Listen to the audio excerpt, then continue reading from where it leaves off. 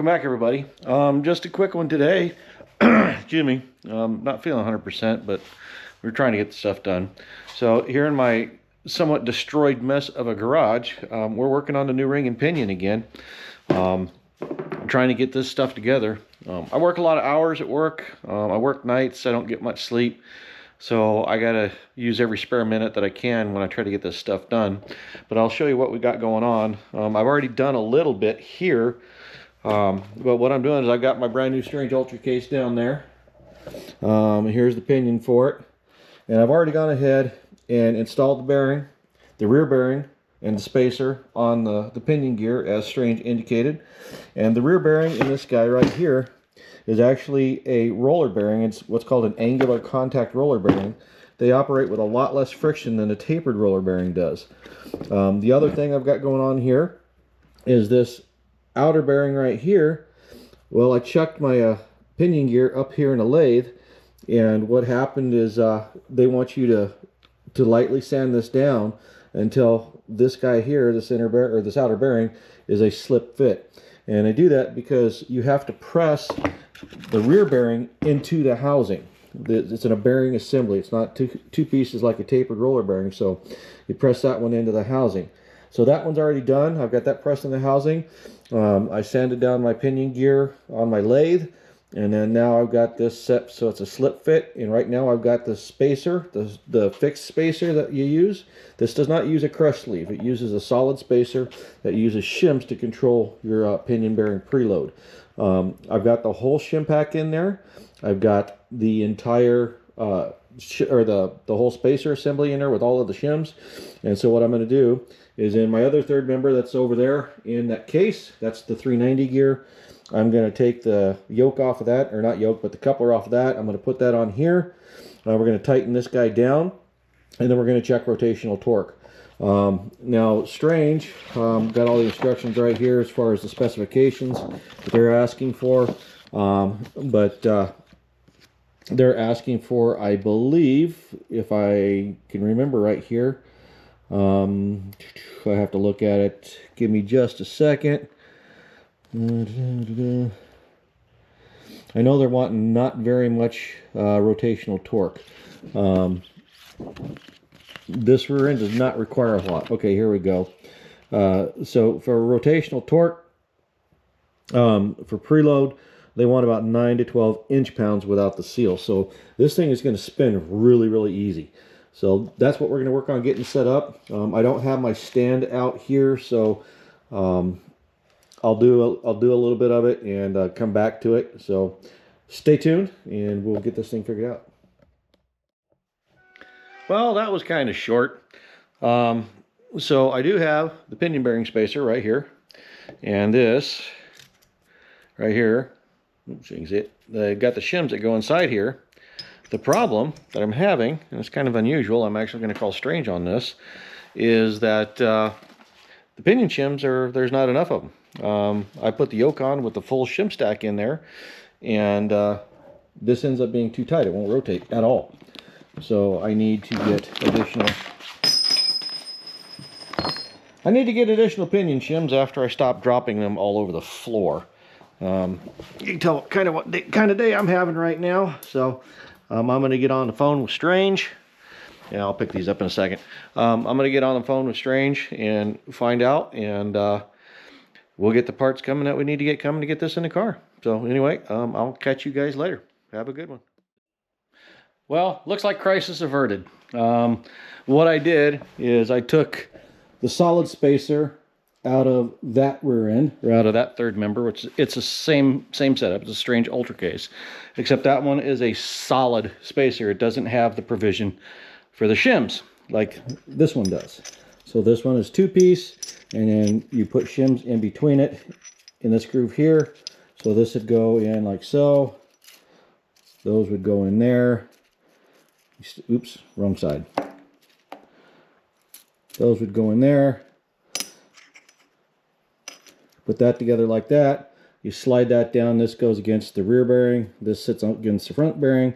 And you just adjust that depth until you get the correct pinion spacing. Well, I just did that. What I did is I just used the shims from here with the solid spacer. So this one here measured 0.585 thick with all of the spacers, or all of the shims. That solid spacer measured 0.575.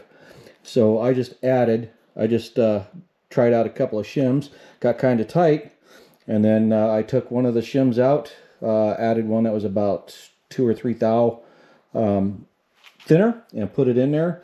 And right now this thing is really smooth.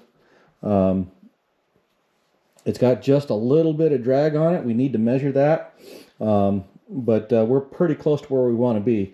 What I'm going to do is I'm going to go on Amazon, because they're going to be faster than anybody else, and see if they have a solid spacer with shims for this guy. It could be for any 4/9 inch, because they'll all use the same as long as it's a 35 spline pinion. But we're going to see if I can pick up another one of these with shims, and that way I've got all of the shims I need for that, and I could probably get it here within a day or so. We're not going to be out at the track again until a week from Sunday, so that gives me all of this weekend and the next Saturday to get this taken care of. So I'm not in a big rush, but we're trying to get her done so we can get the new rear end with the new gears into the car, get the old rear end out, put it back into the old car, and then I may have another buyer for this. So the guy that's supposed to be buying it has, I think I mentioned this before, but I'll mention it again, he's pretty much ghosted me. So I don't think he's got the money. Kind of tired of waiting. So I'm going to tell that other guy if he's got cash, he can have the car. And I'll just refund the other guy's money. I'm not going to try to rob him and steal his money or anything else like that. It's not the kind of person I am. I'll give him his money back. But at this point, I'm kind of done with him, because we had a deal. He's pretty much reneged on it up to this point, and I'm tired of dealing with it. So the other option is I can tell him that deal's off. I'll keep the car, and we'll just work on putting it back on the track at a later date, which it'll take some time, because I'm far from rich. I don't have the money to do this stuff as fast as I'd like to, but we'll figure this out one way or another, and I'll know probably by this weekend what's going on. So anyway, keep tuning in. More to go. I'm not done with this yet. I'm going to make sure that this rear end is right before it's in the car. So even if I have to go back and forth with some stuff, then that's what we're going to do. So anyway, I'll be back with more footage on this, and I'll see you in a bit.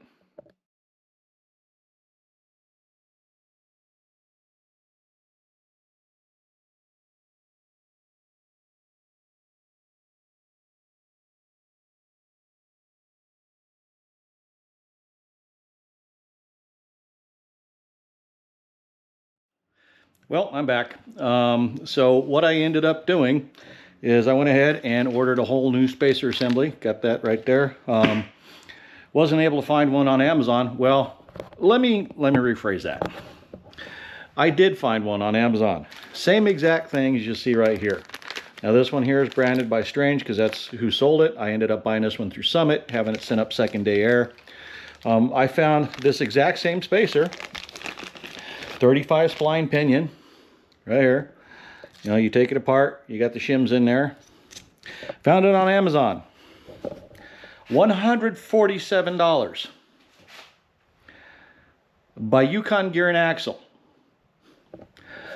I don't like calling out businesses for anything,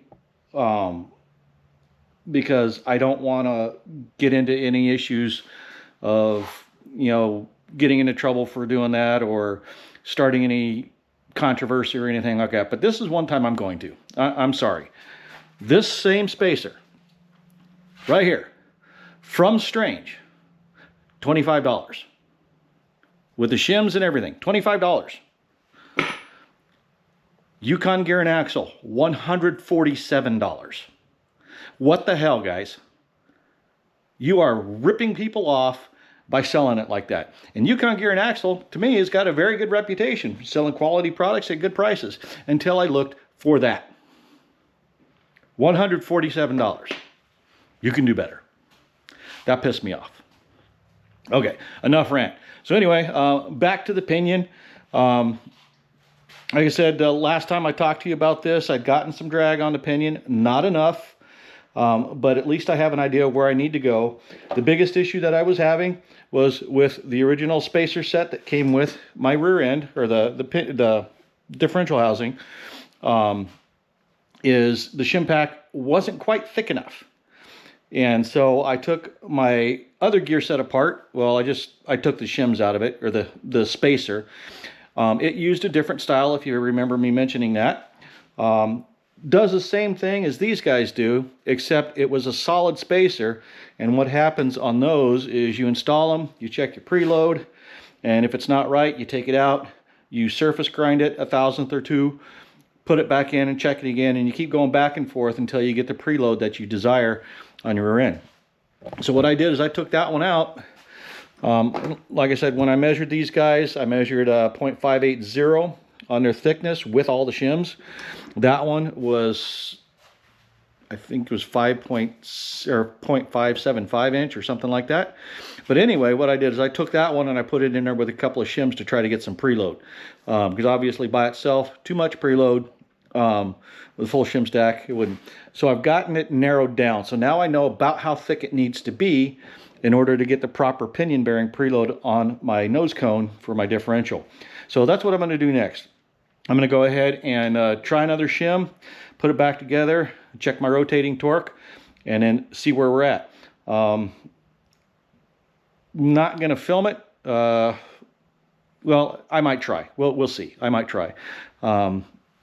It's just me out here. I've got my camera, but I don't have anything to set on right now. My tripod's inside, and I need to get this done because also got to go get the rear end out of the race car today, get the transmission out of the race car. So we've got a lot of stuff to do, but I'll try to videotape some of this, or I'll at least show you where the shims go and how they go in there and all of that. So hang tight, I'll be right back. All right, so let me show you this here. So again, the pinion bearing, the outer pinion bearing, I've lightly sanded down the pinion. So this is a slip fit and not a press fit on there. And this is a shim spacer, the spacer with the shims in it. So I have 2 of them now, so I got 2 stacks of shims. And this was a solid spacer that came out of my spare rear end over there in the case. Yeah, garage is still a mess, I know. Anyway, I had put some shims with this guy in there, and I had a little bit of drag, not quite enough, but I did have a little bit of drag, so I measured that, and the shim thickness that I had with this come out to be 0.590. So I figured I'd take a few thousandths out. This guy right here now is set at 0.585, so we're going to drop this in. We're going to run the pinion nut on, and then we're going to see where our drag is at. So hang tight for just a minute again. Okay, so we got her in there. There's definitely more drag. So we're going to go ahead and check this here. So I got my dial indicator, or dial type torque wrench. And what I'm going to do, I'll try to set this up here so we can see, is I'm just going to rotate the pinion. This is awkward because I don't have a stand for the camera out here. I'll just set it on the bench right here. Pull my other stool around so maybe you can see a little better. So all I'm going to do is I'm going to rotate that pinion, and I'm going to see what my rotating torque is. Now, Strange has specified that it needs to be between 9 and 12 inches of rotational torque. So we do this, and that right there, if I look at it, I'm at about 10 inches of rotational torque. So we've got her right there. It feels a lot stiffer than it really is, but that's where they want it at, and that's all new bearings. So that's going to get loosened up a little bit as time goes on. But we're going to check it one more time here just to be sure. You don't look at the breakaway torque, you look at the rotational torque once it's rotating. And we are right at, well, we're a little bit tight maybe.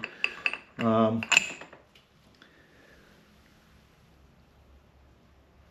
we're right at about 12. So right at the upper end of it. So we're good. That's a win for us. So we got that good. So what I need to do now is take the coupler back off. I'm going to go ahead and I'm going to try one more shim thickness. I'm going to juggle them around and I'm going to try to add about 1/1000th of an inch of that or so, if I can do it, and just try to get that so it's a little freer. It rotates pretty free now. I mean, there's some light drag on it, which is what it's supposed to be, but I'm going to see if I can get just a little bit less, get it towards the bottom end of the spec. So I'll be back in just a couple minutes. All right, so I put about 5 thousandths more shim in this, and see if we can get a good view here. Okay, and when I go to rotate this guy, right now, we are right at 9 inch-pounds of rotational torque. So we are perfect. We are right at that minimum. We got nice, smooth, free rotation. So we are good to go on our pinion right here. So what's going to happen next, I'm going to pull the coupler back off. And I'm going to go ahead and leave the shim pack in and the bearing in. We're going to put the seal on it. And then we'll put this thing together. Now, this yoke here, this coupler, is not going to be the one that stays on this rear end. This one here goes on the rear end that came out of this car. And the other one, which is a brand new coupler, came off of that rear end over there, will go on here. It has my tone ring on it for my drive shaft sensor. And it's already got, the position is already correct for what it's doing. And I don't need a yoke on my spare over there, or a coupler on the spare, because I can just swap them out. But this one here is going to go back on this car, and then this one will get the new one off the other one. Nice thing about it is now that I've got the preload set, is that's not going to change. So I'll just be able to zip this off, zip the one off the other diff, put this one back on the other diff, and put the new one on here.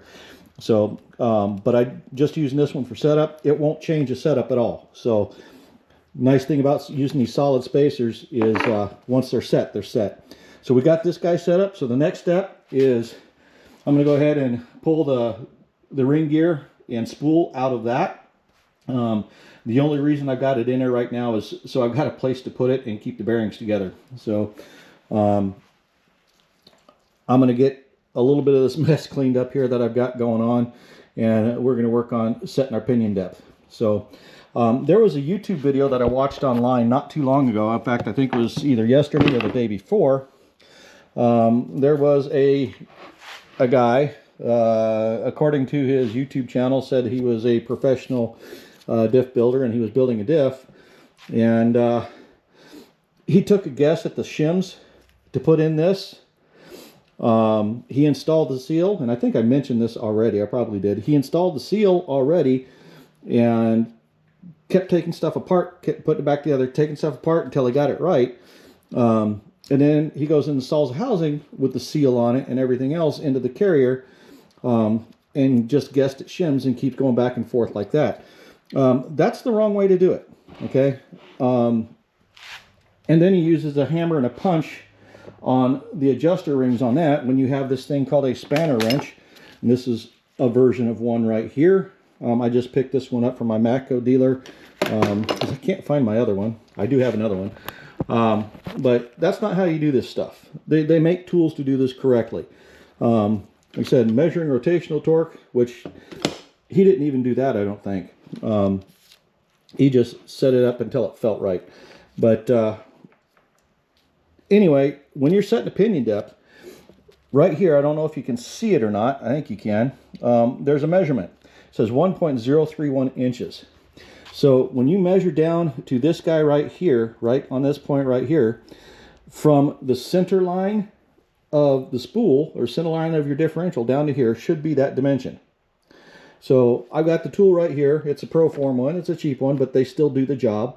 And what you do is you take your side bearings out of your differential, which be behind these rings right here. Like I said, I've just got this together to hold everything like that. You take those guys, you measure them, you divide that by 2, and that comes up with the distance, the half distance on where the bearings sit. And then what you do is you take this tool, you calibrate it, and then you take and measure the distance from the surface down to the bearing cap, to where the bearing cap sits. And if it's 0, okay, it's because you calibrate your dial indicator to that measurement that you make based on your bearing the bearing race outer diameter.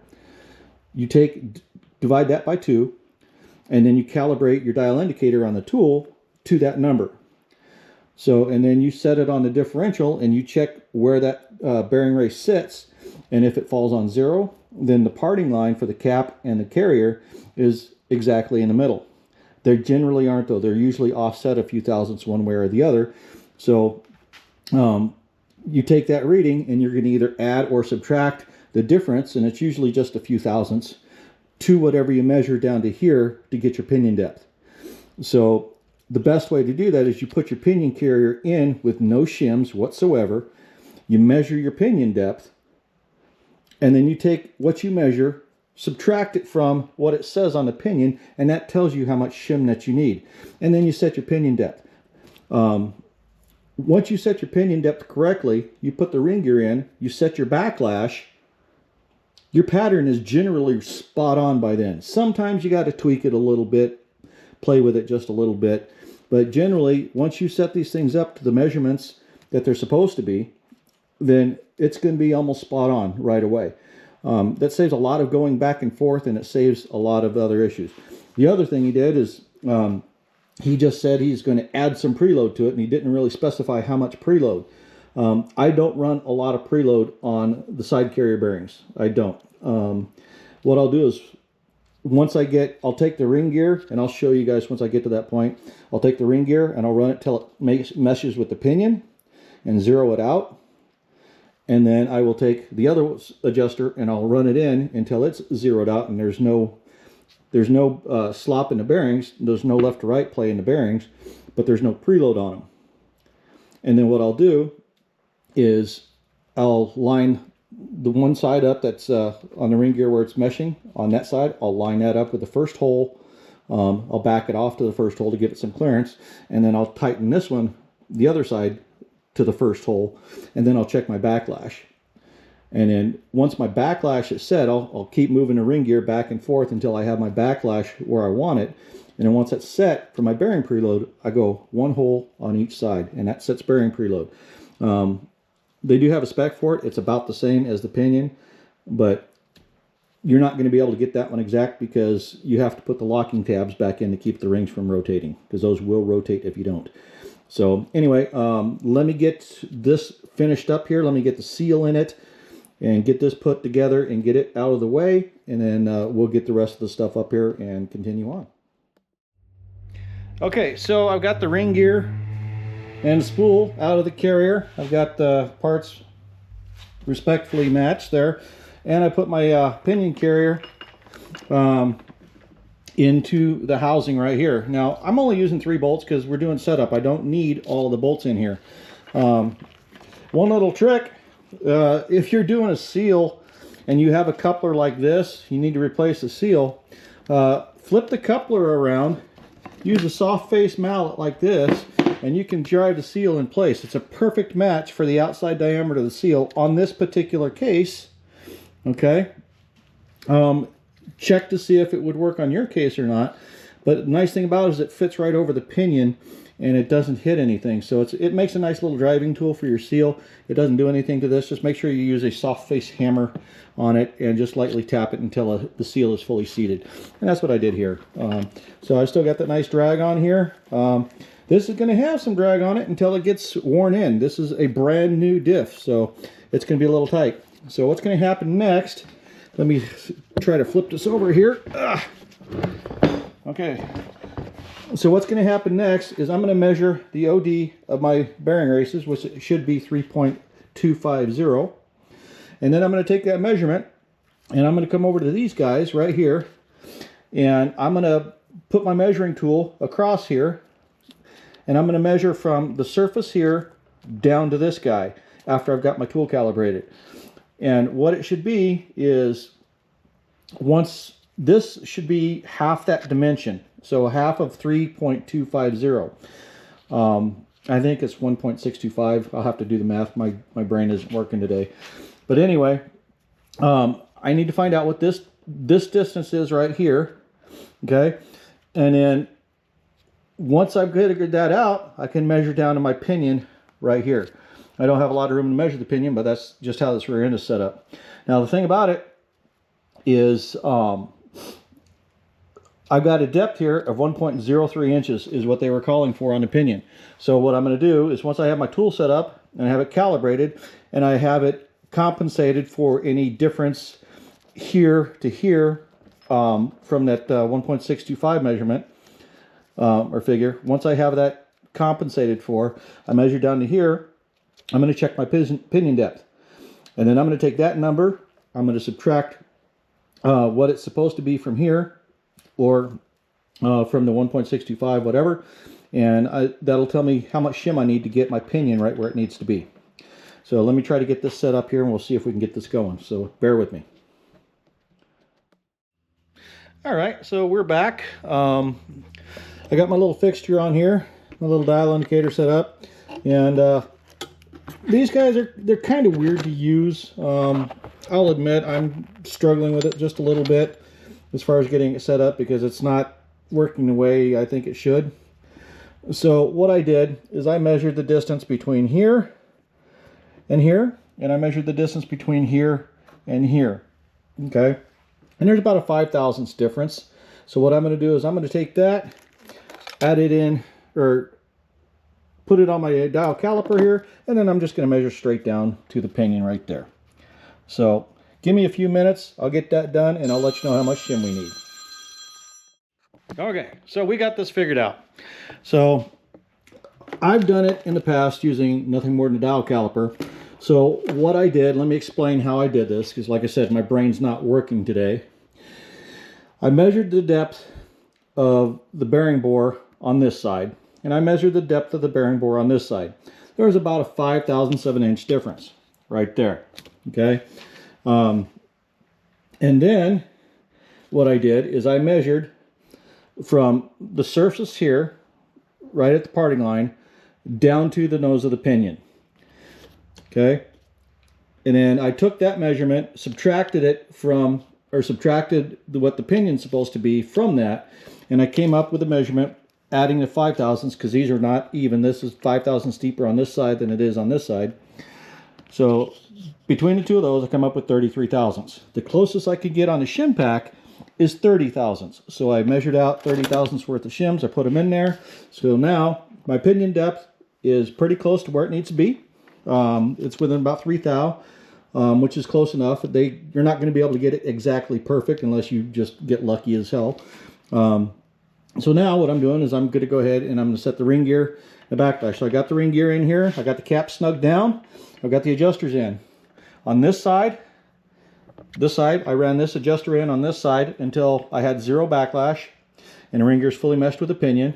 And then I ran this side down until it's fully meshed with the pinion. So what will happen now is I'm going to back this one off, one hole, one of these guys right here, one hole, and I'm going to run this one in, one hole. And then I'm going to check my backlash. If my backlash is good, I'll put my compound on my teeth, and then I'll check my pattern. So it's a back and forth process, but we're going to get it. I'm not setting bearing preload yet. I'm just setting the pattern. So hang tight. All right, so we're back again. I got my dial indicator set up on here, and I've got the initial adjustment. And if you look here, we only have about 2 thou backlash. So we need, what I'm going to do is go one more hole loose on this side, one more hole tight on the other side, and then we'll see where it's at. So hang on just a minute. Okay, so we're back again. I did move that nut just a little bit right there, but it did not change the backlash. Did not tighten it up at all. No, it did a little bit, maybe about 1 thou. So we're at about 10 thou backlash. Just a little bit under. Let me get it right there. Yeah, we're right there, about 10 thou backlash. So that's where we're going to leave this thing set at. So we got about 9 inch-pounds of bearing preload on the pinion. We got about 10 thou backlash on the ring gear. So what I need to do now is I need to put my marking compound on it, roll it through, and then recheck to see if my pattern's good. If my pattern isn't good, then we need to either readjust the shim on the pinion, or we need to readjust the backlash. And more than likely, it's a pinion adjustment. Nice thing is I can leave the pinion out, or I don't have to pull the ring gear to pull the pinion. So if I have to change a pinion shims, I just pull the pinion housing out. I'll adjust the shims and put it back in, and then we'll recheck the pattern. So I'll be back once we're all done. I'll let you see the pattern. Alrighty, after a little bit of shuffling back and forth, we did have to make a couple of minor adjustments on the pinion depth. But we got a pretty good pattern in there. So that's my coast pattern on the ring gear. And that is my drive pattern on the ring gear. Hopefully you can see that. Now it's not perfectly centered on the tooth. And actually for racing, you really don't want that. You want it about where it's at right now. Because under load, it's going to deflect a little and it's going to move that pattern. The other thing is, I've got about 9 thousandths of backlash, which is right dead on spec. And we're looking good. So bearing preload is right where it needs to be too. Don't have a lot of bearing preload in it. So what we're going to do is we're going to button this guy up. We're going to call it a day. And this is going to go in the car. Probably get it in there tomorrow. So anyway, thanks for tuning in. Going to have more video for you here coming up. So please stay tuned. See you guys in a bit.